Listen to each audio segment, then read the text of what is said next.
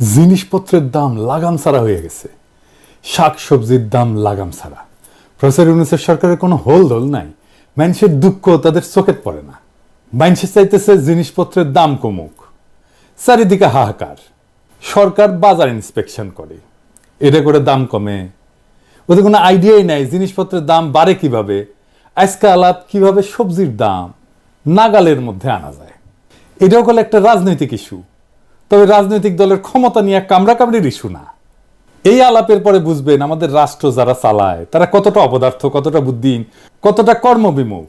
যে সমস্যার সমাধানে সে নিজে তো কিছু করেই না, যারা সমাধানটা কইরা দিতে পারতো তাদেরও সাহায্য নেয় না।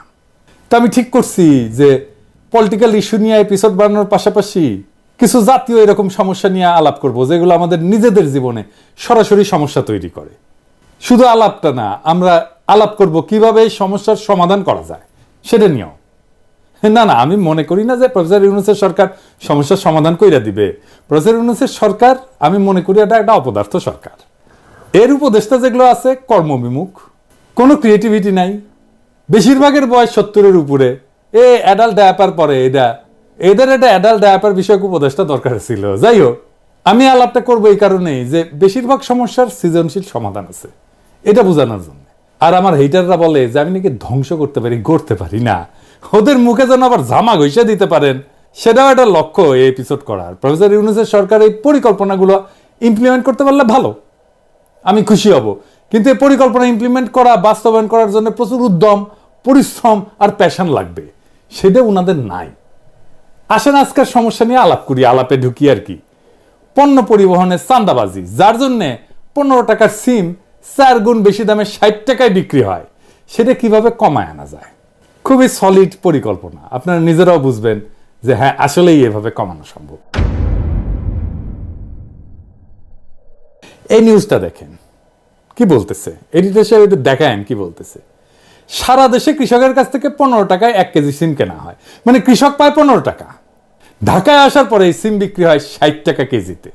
নিত্য পণ্যের এই অযৌক্তিক অস্বাভাবিক দাম বাড়ার পেছনে রয়েছে সড়ক মহাসড়কে অনিয়ন্ত্রিত চাঁদাবাজ চক্র। এছাড়া এর জন্য সিন্ডিকেটের দৌরাত্ম্য দায়ী।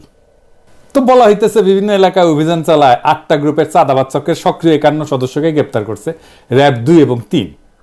ওই সময় হাসিনা ছিল, এটা কিন্তু হাসিনার আমলের ঘটনা। এই সময় তাদের কাছ থেকে চাঁদা আদায় নগদ 1,12,306 টাকা, রশিদ, লেজার রশ্মির লাইট, 6টা জ্যাকেট, 4টা আইডি কার্ড এবং 41টা মোবাইল ফোন জব্দ করা হয়। দেখেন হাসিনা কইছে শক্ত হইতে হবে, আর শক্ত হইছে, কইলেই শক্ত হইয়া যায়। বাবা এলএম ছিল কিন্তু হাসিনার, বুঝছাও, হাসিনা কইতো আর শক্ত হইয়া যাইতো। বাহ, তো যাই হোক, এভাবে শক্ত হইয়া কি চাঁদাবাজি বন্ধ হইছে? হয় নাই, হবেও না। কারণ এইখানে একটা হিউজ অর্গানাইজেশন আছে। কি কি উদ্ধার করা হয় দেখেন, রশিদ, লেজার রশ্মির লাইট, 6টা জ্যাকেট, 4টা আইডি কার্ড, 41টা মোবাইল ফোন। একটা বিপুল জনগোষ্ঠী এই চাঁদাবাজির সাথে যুক্ত। পত্রিকাতেই বলছে যে গ্রেপ্তার ব্যক্তিরা তথাকথিত ইজারাদারদের নির্দেশে কয়েকটা গ্রুপে ভাগ হইয়া প্রত্যেক রাতে লাখ টাকা চাঁদা তোলে, তার বিনিময়ে 600 থেকে 700 টাকা মজুরি পায়। তাহলে এই চাঁদাবাজিতে একটা বিশাল আয় উপার্জন আছে। সেইটা আপনি শক্ত হইবেন, 2 দিন বন্ধ থাকবে, তারপর আবার শুরু হবে, সরাই দিবেন, আবার চালু হবে। এটা আপনি থামাইতে পারবেন না। এর তাইলে সমাধান কি? এর সমাধান আসলে কেউ করতে চায় নাই, তাই পারে নাই।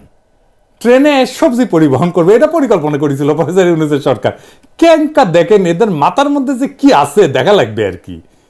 সবজি ট্রেনে প্রথম দিনে আয় হয়েছে 360 টাকা, লোকসান 9 লাখ টাকা। পরিকল্পনা করে, চিন্তা করেন, কেঙ্কা প্ল্যান করে। এই বুড়া হাবড়া খাটাসগুলা কেঙ্কা প্ল্যান করে দেখেন। আগে আসেন দেখি, এই যে উত্তরবঙ্গের 15 টাকার সিম ঢাকায় কত দামে বিক্রি হওয়াটা ন্যায্য ছিল? উত্তরবঙ্গের একটা গ্রামে যদি সিমের দাম প্রত্যেক কেজি 15 টাকা হয়, তাইলে ঢাকায় ক্রেতার কাছে ন্যায্য মূল্যে বিক্রি করতে চাইলে কি কি খরচ বিবেচনা করতে? আমি খরচাগুলো নিছি সরকারের ট্রেনের সবজি সরবরাহের খরচা থেকে। পরিবহন খরচ, প্রত্যেক কেজি সবজি পরিবহনে 1 টাকা 30 পয়সা। তবে মাঠ থেকে স্টেশন এবং স্টেশন থেকে বাজার পর্যন্ত অতিরিক্ত পরিবহন খরচ এবং কুলি খরচ পরিবহন ব্যয় প্রত্যেক কেজি 3 টাকা হইতে পারে। 2 নাম্বার, সংরক্ষণ প্যাকেজিং খরচ। সংরক্ষণ এবং প্যাকেজিং এর জন্য 1 টাকা খরচ হইতে পারে 1 কেজিতে। বাজারে নিয়ে আসছে, এটা নিয়ে আসার খরচ আছে, যদি দোকানে বেচে তাহলে দোকান ভাড়া, কর্মচারী বেতন, বিদ্যুৎ বিল, এগুলো বিবেচনায় কেজি প্রতি 2 টাকা খরচ হইতে পারে। এই খরচগুলো যোগ করলে 15 সাথে 3, তার সাথে 1, তার সাথে 2 মিলে 21 টাকা। সাধারণত পাইকারি এবং খুচরা বিক্রেতারা মোট খরচের উপর একটা মুনাফা যোগ করে বিক্রি করে, তাই না? তো ধরা যাক মোট খরচের উপরে 20% মুনাফা যোগ করা হইল, তাইলে 4 টাকা 20 পয়সা হয় আর কি, 21 টাকার 20%। তাইলে ন্যায্য খুচরা মূল্য হবে 21 টাকা প্লাস 4 টাকা 20 পয়সা, মানে 25 টাকা 20 পয়সা। তার মানে ঢাকায় ক্রেতার কাছে সিমের ন্যায্য খুচরা মূল্য প্রত্যেক কেজি 25 থেকে 26 টাকার মধ্যে হওয়া উচিত। এটা যদি 30 টাকাও হয় তাও এখনকার অর্ধেক দামে নেমে আসে কিন্তু দাম। এখন এই যে চান্দাবাজের সিন্ডিকেট, সে আসলে 15 টাকার 1 কেজি সিমে 34 থেকে 35 টাকা চান্দা নিচ্ছে, বিনা শ্রমে বিপুল আয়। আপনি এটা মাইরা বন্ধ করতে পারবেন? পারবেন না। জেলে নিয়ে বন্ধ করতে পারবেন? এত লোককে জেলে নেবেন কেমনে? জেলে নেবেন নতুন লোক এসে বসবে ওইখানে। এই টাকাই যায় পুলিশের কাছে, স্থানীয় রাজনৈতিক নেতার কাছে, র্যাবের কাছে, মস্তানের কাছে। এইটা একটা মাফিয়া সিন্ডিকেট।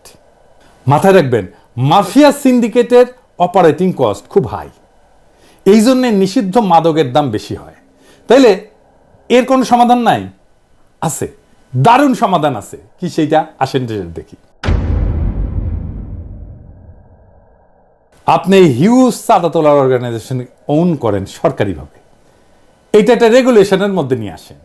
এটা সরকারি ট্যাক্স কালেকশন অর্গানের মর্যাদা পেলে পুলিশকে, রাজনৈতিক নেতাকে, মস্তানকে চাঁদার ভাগ দিতে হবে না। সরকার রেভিনিউ পাবে, একটা শৃঙ্খলা আসবে। আইডিয়ালি শাকসবজির আভ্যন্তরীণ পরিবহনে ট্যাক্স দেওয়ার রীতি কোথাও নাই, কোনো দেশে নাই। কিন্তু কি করবেন, আমাদের দেশে একটা বিকট সিস্টেম দাঁড়ায় গেছে, আপনি ইনহেরিট করছেন। এটার একটা ইনোভেটিভ সলিউশনের মাধ্যমে তো রেগুলেশনের মধ্যে না আনলে আপনি তো এটা কোনোভাবে বন্ধ করতে পারবেন না, পারেন নাই, ইতিহাস সাক্ষী। তো কাজটা কিভাবে হবে আসেন সেটা একটু বুঝি। কারা কারা চান্দা তোলে তাদের তালিকা পুলিশের কাছে অবশ্যই আছে, না থাকলে তালিকা করতে হবে, এদেরকে ডাকতে হবে, মানে নেতাদেরকে বলতে হবে ভয় নাই, ডর নাই, সরকার তোমাদেরকে সাহায্য করবে, এই কাজটাকে অফিসিয়াল করে দেবে, তোমরা সরকারি কাজের সহায়ক হিসেবে মর্যাদা পাবা, তোমাদের এই চান্দা কালেক্ট করার সিস্টেম করে দেবো, ইলেকট্রনিক পেমেন্ট আর বারকোড প্রিন্টিং একই সাথে চলবে। পেমেন্ট নিবা, বারকোড দিয়ে সালার উপরে বসাই দিবা ধাম করে, পণ্যের ধরন আর ওজনের উপরে ট্যাক্স বা চান্দা নেওয়া হবে। তারা ট্যাক্স কালেক্টরের পোশাক পরবে, যারা ট্যাক্স কালেক্ট করবে সরকারি পোশাক। চান্দাবাজির সমস্যার প্রাতিষ্ঠানিক সমাধান হবে। এই সিস্টেমে ট্রাক বা গাড়ির রেজিস্ট্রেশন নাম্বারও স্ক্যান করা হবে, চালানের পরিমাণ অনুসারে একটা নির্দিষ্ট ফি নেওয়া হবে। পুরো প্রক্রিয়াটা ইলেকট্রনিক, স্বচ্ছ এবং ট্র্যাকেবল হবে। ইলেকট্রনিক রসিদ সিস্টেম যদি চালু হয় তাহলে অবৈধ চাঁদাবাজি এমনিতেই বন্ধ হয়ে যাবে। প্রাথমিকভাবে কয়েকটা গুরুত্বপূর্ণ রুটে, যেমন ধরেন উত্তরবঙ্গ থেকে ঢাকা বা চট্টগ্রাম, এই মডেল চালু করা যেতে পারে। পণ্য পরিবহনে কিউআর কোড বা বারকোড যুক্ত ট্যাক্স রসিদ ব্যবহার বাধ্যতামূলক করতে হবে। সরকারি ডেটা সিস্টেমে তাহলে প্রত্যেকটা পরিবহন এবং পণ্যের হিসাব স্বয়ংক্রিয়ভাবে অন্তর্ভুক্ত হয়ে যাবে। এই ডেটা ব্যবহার করে পণ্য সরবরাহের মানচিত্র তৈরি করা যাবে, যা বাজারের পর্যবেক্ষণ এবং পরিকল্পনায় সহায়ক হবে। এইভাবে যারা চাঁদা কালেক্ট করে, ওইখানে স্থানীয় রাজনৈতিক নেতা হোক বা এই যারাদার হোক, যেই হোক, ট্রাক ড্রাইভার ইউনিয়ন হোক, বাজার সিন্ডিকেট হোক, তাদের সাথে চুক্তি করতে হবে। তাদেরকে সরকারি কর্মচারীর মতো দায়িত্ব দিয়ে স্বচ্ছতার মধ্যে আনতে হবে এবং এর মধ্যে দিয়ে একটা আধুনিক সাপ্লাই চেইন নেটওয়ার্ক তৈরি হবে। এবং যেখানে এই যে মধ্যস্থতাকারী, যেগুলো যারা মূল টাকাটা খেয়ে নেয়, তাদের সংখ্যা কমে যাবে। সরাসরি কৃষক থেকে ভোক্তার কাছে পণ্য পরিবহন হবে। এতে কি সুবিধা হবে? চাঁদাবাজি এবং অযৌক্তিক যে সিন্ডিকেট কার্যক্রম, এটা বন্ধ হবে। রাজস্বটা সরকার পাবে। 1 কেজি সিমে এমনকি 5 টাকাও যদি চাঁদা নেয় বা ট্যাক্স নেয়, তাও সিমের দাম অর্ধেকে নেমে আসবে, 30 টাকায় নেমে আসবে। সরকারি সার্ভিস হয়, এটার জন্য, এটা চালানোর জন্য পুলিশ, মাস্তান, রাজনৈতিক নেতাদের চাঁদা দিতে হবে না, তাই অপারেশনের খরচা কমে যাবে। যারা চাঁদা তোলে তারা মর্যাদা পাবে, এই মর্যাদার জন্য তারা কিঞ্চিত কম মজুরিও নিতে পারে, তাদের জব সিকিউরিটি থাকবে। সরকার পণ্যের পরিমাণ জানবে, কত পরিমাণ পণ্য ঢুকতেছে, এটা ডেটা থেকে বিগ অ্যালগরিদম দিয়ে অ্যানালাইসিসের মাধ্যমে মার্কেটে কোন পণ্যের দাম কত হবে সেটাও জানিয়ে দেওয়া যাবে কিছুদিন ডেটা পাওয়া গেলে। সরবরাহ এবং চাহিদার উপরে পূর্ণ নিয়ন্ত্রণ আসবে, পরিকল্পনা অনেক সহজ হবে, কোনো পণ্য অযথা নষ্ট হবে না, অতিরিক্ত পণ্য আসবে না বা কম পণ্যও আসবে না। কৃষি পণ্য সরবরাহের উপরে পূর্ণ নিয়ন্ত্রণ সরকারের থাকবে, ফলে পণ্যের দাম কমে আসবে। বাজার ব্যবস্থাপনা অনেক কার্যকর হবে, কৃষক এবং পরিবহন শ্রমিকেরা দীর্ঘমেয়াদী আর্থিক সুরক্ষা এবং মর্যাদা পাবে। আমি পলিটিক্যাল অ্যানালিস্ট না, রাজনৈতিক বিশ্লেষক না। অনেকে বলে আমি বিশ্লেষণ করি না, আমি অ্যাক্টিভিস্ট। আমি সবাইকে একটা লক্ষ্যের দিকে ধাবিত করি। আমি শুধু ভাঙতেই জানি না, আমি গড়তেও জানি। আপনারাই সাক্ষী, আমি অনেক পরিকল্পনা দিচ্ছি, অনেক সৃজনশীল পরিকল্পনা দিচ্ছি নানা ক্ষেত্রে, অনেক সৃজনশীলভাবে সমস্যার মূলে গিয়া গইরা দিতে জানি। এটাই আমার প্রফেশন, এটি আমার পেশা। এই কাজে সাহায্য চাইলে আমি আনন্দের সাথে সরকারকে সাহায্য করে কাজটা করে দেব।